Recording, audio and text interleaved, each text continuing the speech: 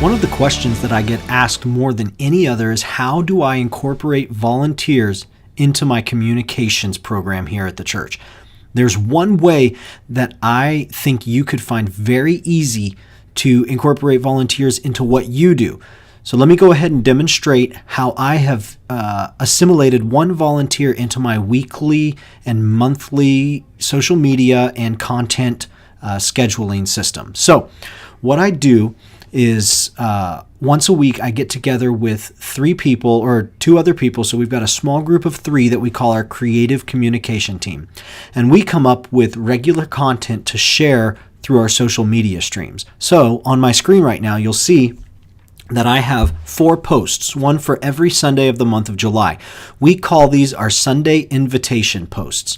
And so in that group of 3, the creative communication team, we look at the dates on the calendar, and we also look at if there are any significant cultural or geographical events coming up. So sometimes there will be a holiday, sometimes there will be a date in history, sometimes it'll just be really, really hot in Arizona, and we will play on that as well. So if you look here, I've got July 6, July 13, July 20, and July 27. So volunteer involvement number 1 is I bring in creative minds to help me process what type of content I post. So this is just one example of the content that group produces. So we write them all down in Evernote. We have them pretty much complete. And then what I do after we get done meeting with our group is I go ahead and I put it into our task management scheduler, our task management program, for another volunteer to go ahead and schedule them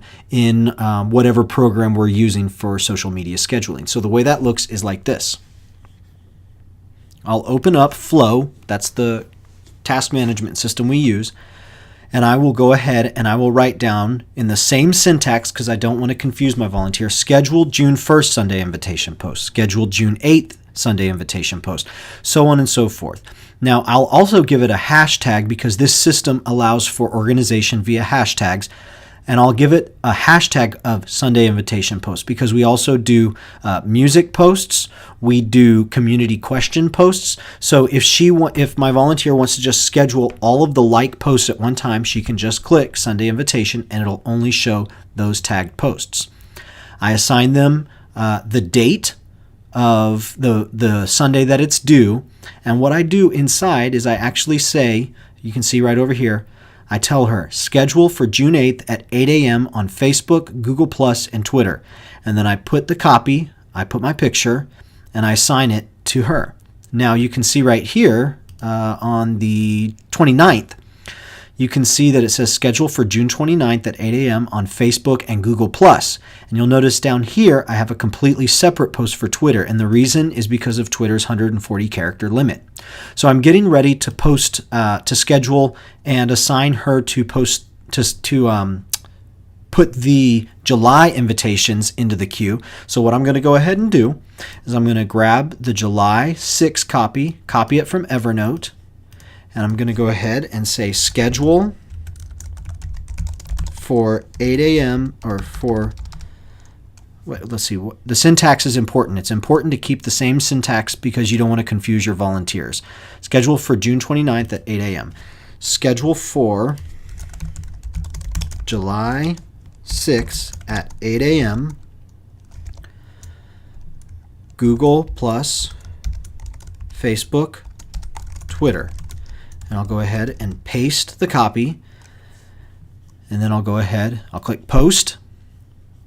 And then I can go in and I can edit. I can say this is due July 6th. Assigned to Beth. Tags Sunday invitation.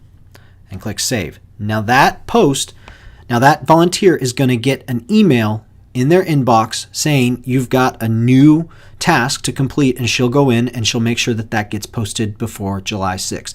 I hope this has been helpful. Perhaps you can use this type of system for implementing other types of content scheduling where you're working at your church.